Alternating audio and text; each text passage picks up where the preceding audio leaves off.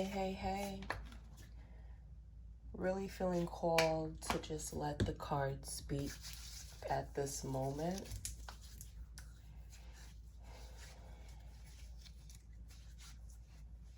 And we'll see what comes through. According to the sky, the moon is in Capricorn. It's in a very karmic sign. So feelings can be extremely heavy. I know for myself, feelings are extremely heavy, and I've had the feeling that a download is coming. And I was like, maybe I'll post something tomorrow, but something just told me to get up and let's do it now.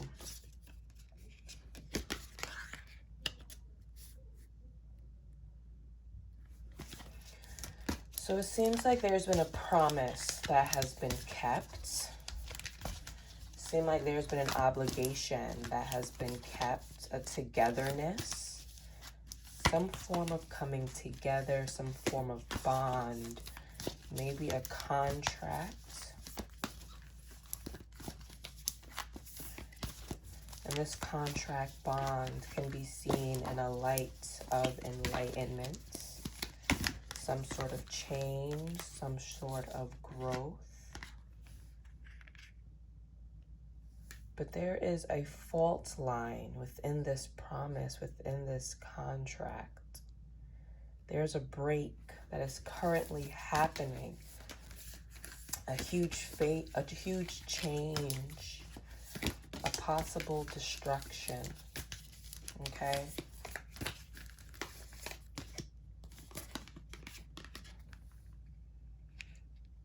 A destruction that's going to bring about a big change for a long time. This destruction to this promise, to this vow, is going to birth something new that can finally be sustained.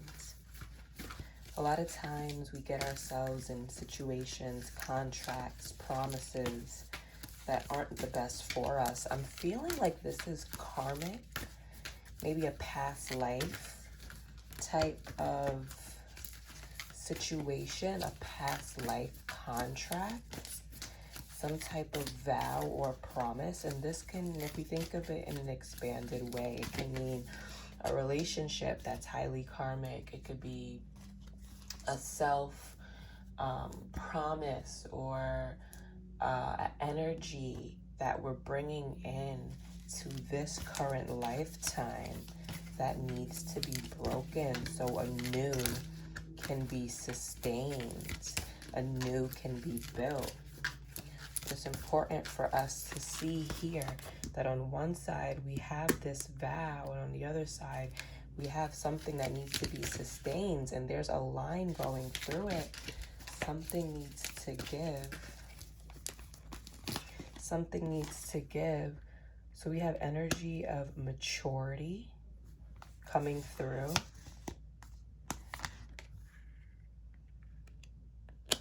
Healing.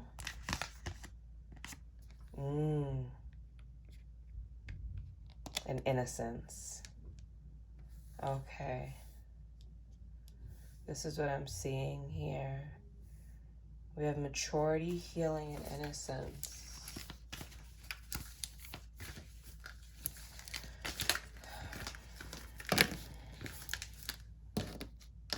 What I'm getting here, what I'm really getting here, is that there needs to be a maintenance of the mission, of the maturity, right? The crone can be linked to the planet Saturn, the planet that wants you to learn what you need to learn. And in learning what you need to learn this lifetime, it will bring a lot of healing. That will bring out a lot of innocence. It will bring a lot of healing that will bring out a second chance at your inner child. A second chance for you to just go through life feeling You know, what I see in the collective is that a lot of people, including myself, feel extremely pressured to do something, anything, right? There's not a lot of guidance when it comes to just living a beautiful, creative life. On top of the world becoming more and more expensive, and on top of people being extremely subconsciously competitive with one another without them knowing, it's important for us to get back into our maiden energy, right? The maiden has to do with an energy like Alice in Wonderland, the energy of wonder.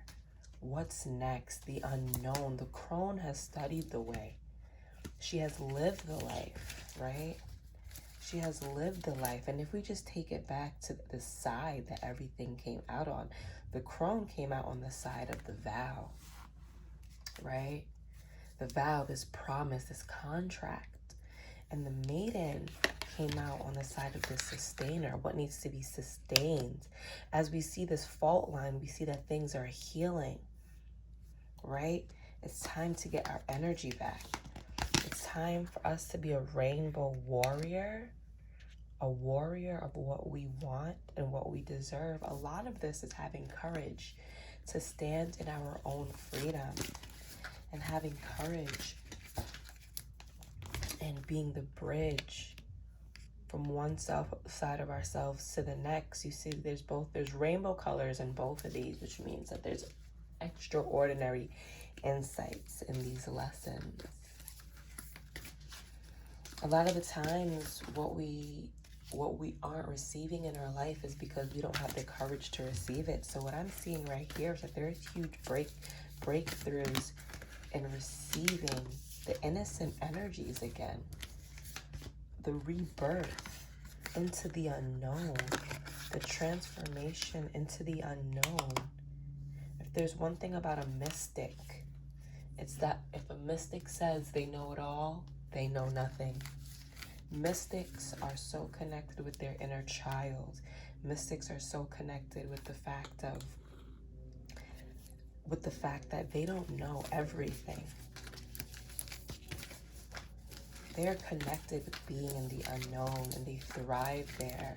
And I feel like a lot of people have to dip into the unknown, because the known energy, the logical energy, can really turn a lot of people into lunatics. Now listen, I understand lunatics, lunar emotions, and also a lot of emotional energy can do that.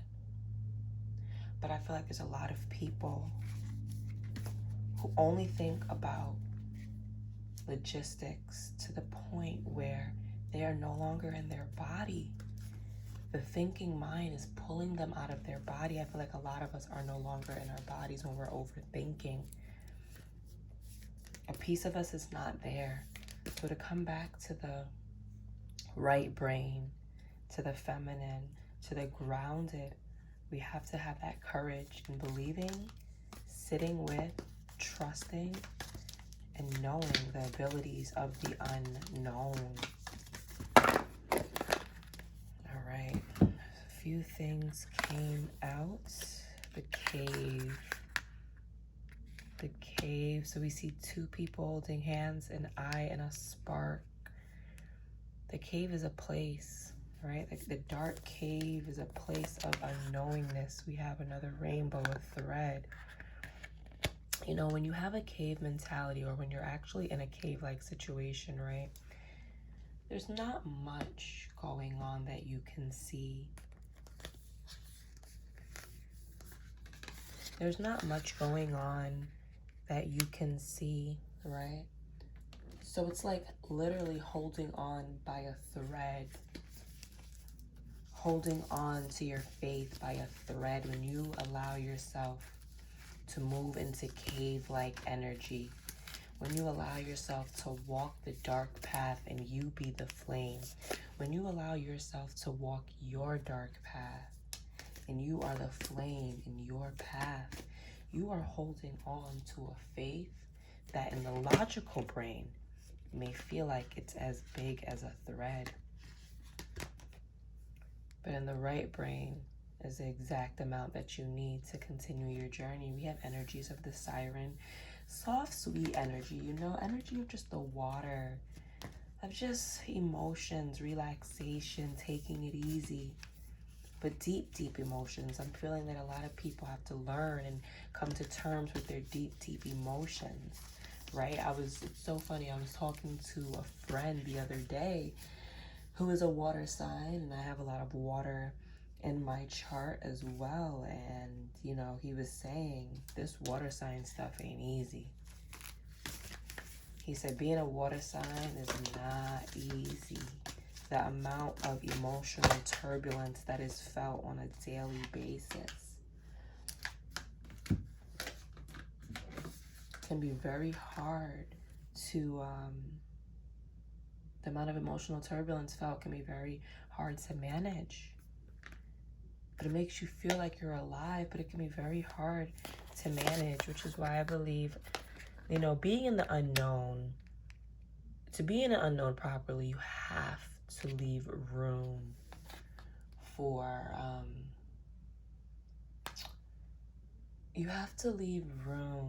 I would just say it, for like comical experience. You have to leave room for not taking things too seriously. You know what I'm saying? You have to leave room for saying, listen, I simply do not know. I simply do not know. You have to leave room for the creativity that's going to come.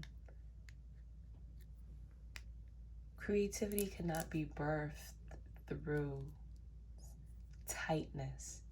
There's a flow that needs to happen, a siren-like flow, a river-like flow that needs to happen, right? And I think all that comes back to the comic, to the inner child. It all comes back to the knowing that life is a dream. To the knowing that life is a dream. To the knowing that laughter is medicine, right?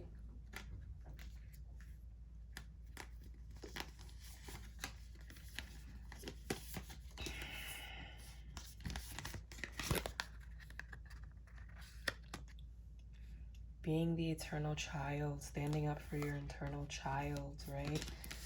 So it's funny because these two cards just came out.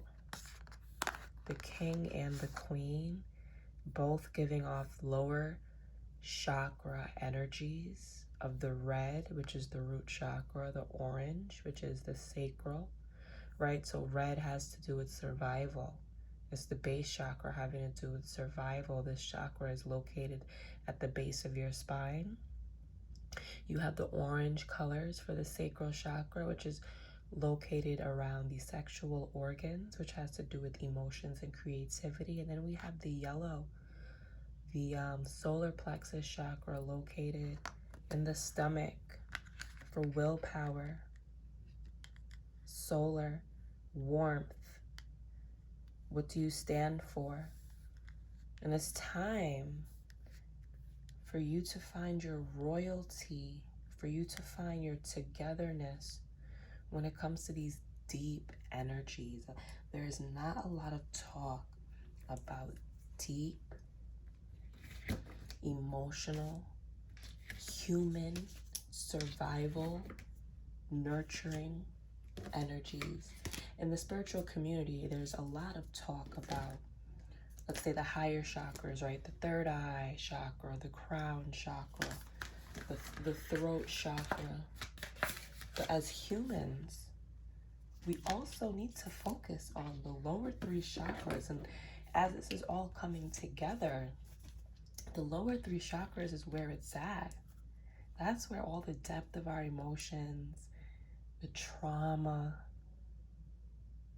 you know what I'm saying? Like, that's all focus on the lower energies. We are human, animal. We don't focus on our animal like energies because the world we live in doesn't allow that type of energy to thrive. You know, we think we are out of control if we get too emotional. There's a fear of emotion. Society looks down on emotion. Society looks down on passion.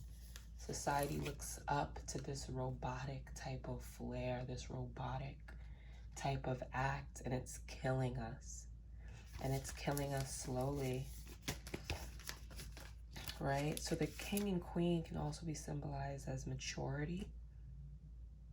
What I'm really getting here is the divine union of the lower parts of ourselves. The divine union of the lower parts of ourselves.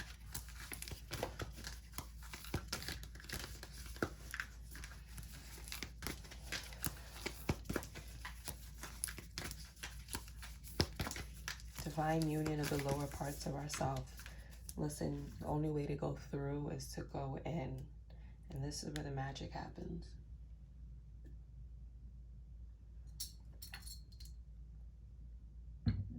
Energies of where we came from, bloodline things, bloodline traumas and situations, and bloodline blessings, the things that we cannot change and we have to accept.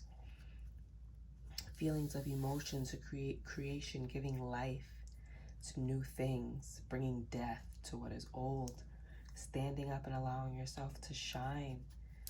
You know, there's allowing yourself to shine. It's like, you know, this day and age, you get hated for shining. No one looks at someone shining in their light as childlike innocence, as comical. It's looked at as boastful. You're not humble. There's a death, there's a killing on innocence, and I hope we all can take this time to step into the birth of innocence.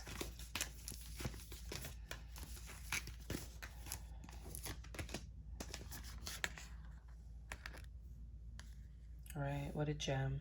What a gem to birth your innocence. Oh, we have arrows coming.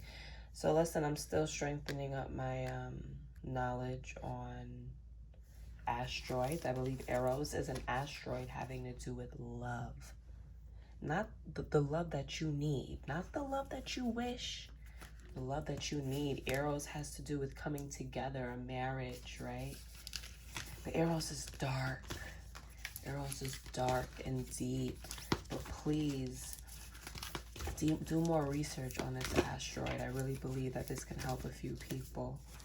They do more research on Eros. I actually want to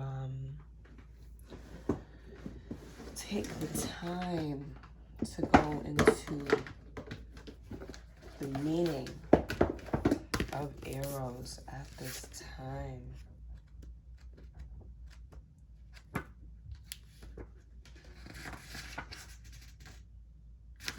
Okay, Eros, erotic, sensuality, love as desire. So I think that's beautiful for that to come out, right? As we speak about the lower energies, right? Through Eros, though Eros can be depicted as unbridled sexuality and eroticism, a more contemplative understanding of this archetypal energy leads us to the roots, the redness, that root chakra of desire itself. What do we long for? Why are we awakened by love? What makes us hesitate in the face of intimacy?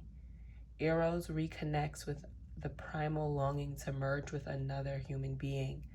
Nature, music, art, plants, food, or anything that we perceive we are separate from. Anything we perceive we are separate from. So we're not separate, but it's the how we perceive. It's the left brain mentality of structure, rigidness, categorization, right? Organization. This goes here, this goes there, therefore they are separate. Eros allows us to momentarily unite. Our heart embraces otherness, and in doing so, we further understand our own. Our life force awakens. This card reveals an inevitable initiation into love's labyrinth. You may find yourself swirling in a new territory of desire and sensuality. Explore the labyrinth with a curious and honest heart. And remember, though the way is circuitous, right? Circuitous. Though the way is a circle, like a labyrinth, you are always being led toward its center. Passion, playfulness, sexual health. When dark, madness, projection, obsession. Plato reminds us that eros can be experienced as platonic love. It is activated when we witness beauty and truth in the world, when our barriers soften.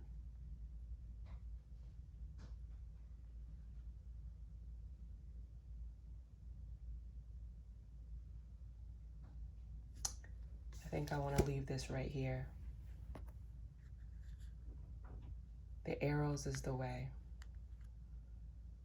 The sensuality, the love is the way. And it's time for us to get back to that. Time for us to feel free.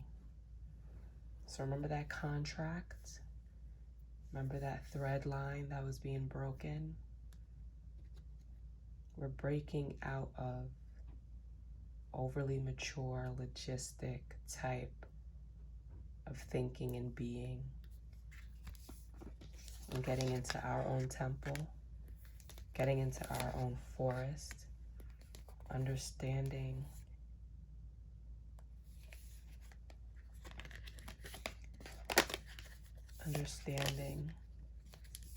what we need, destroying anything that's in that path, right?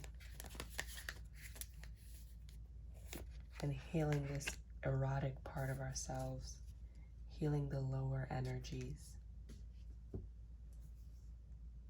Because through this is where the birthing begins.